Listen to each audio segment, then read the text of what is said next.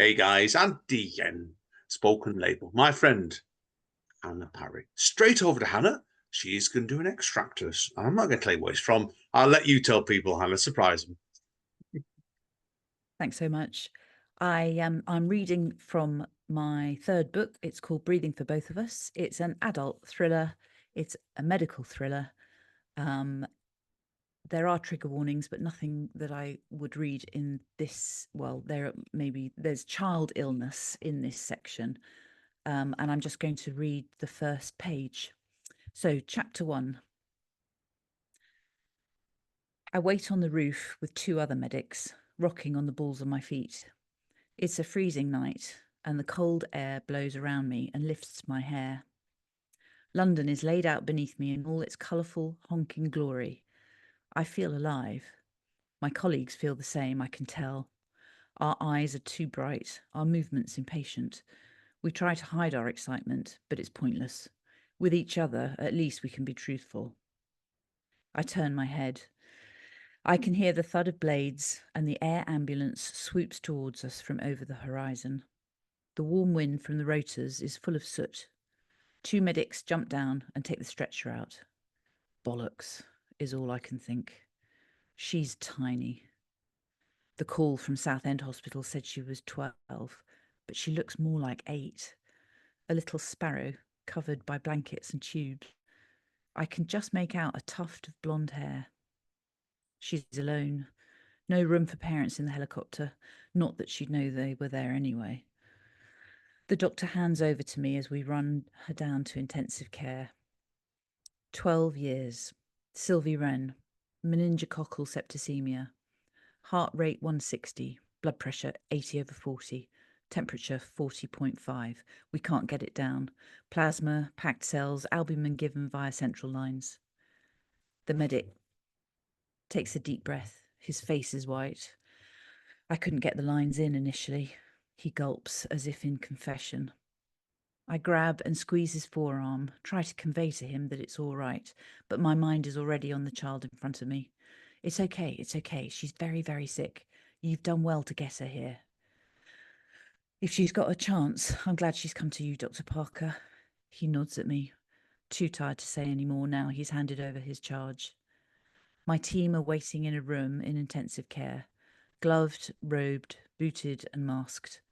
Eyes are steady and all on me. They are the best in London, probably the best in the world. If anyone can save this child, we can. We get to work. Her heart will fail 4 more times tonight, telling us it's had enough. But because she's only 12, and this is 2020, we're not going to listen. That's it. Brilliant stuff. Oh, that's yeah, it's a great choice to read that one, Hannah. I think it's a really gripping start to the book anyway. You mentioned, like Ben mentioned about the section that heart stopped 4 times. That is like it's a sucker punch, that one, based that line straight away on it. Did you quick question for wrap up today? Was the intro of the book always going to be this way? Was it, or did it change? That introduction has always been there. That beginning bit, I think that just that has always stayed the same. It's funny. Although actually, having said that, I did say I'd written a different book at the beginning. So it wasn't in, but the other book was called Trouble for the Living. It wasn't there. This was when she became a paediatrician, and it was quite easy because our high dependency unit and intensive care unit had something called a retrieval team. So they would go out and stabilise very sick children from all over south of England and bring them back in.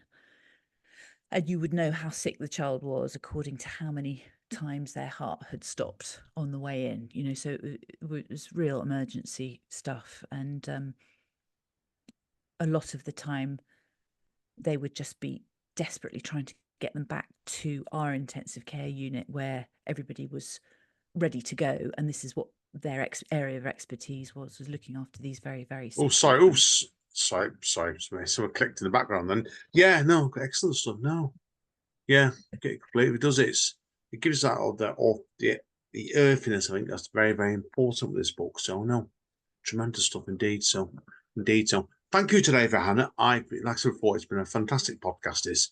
And when we had you penciled in a month or two ago, I knew we were going to have a good chat today, and it's been even more than I expected, and I expected great things then. So, thank you for today.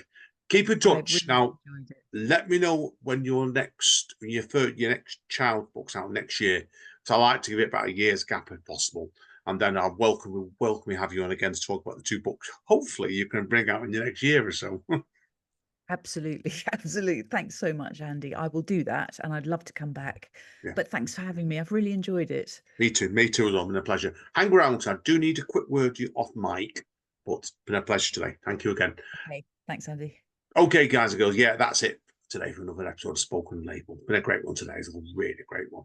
We shall be back, all been well, and of course, next time. Now, as Don Callis over at AEW Wrestling says, stay safe and stay over, and we will see you all next time.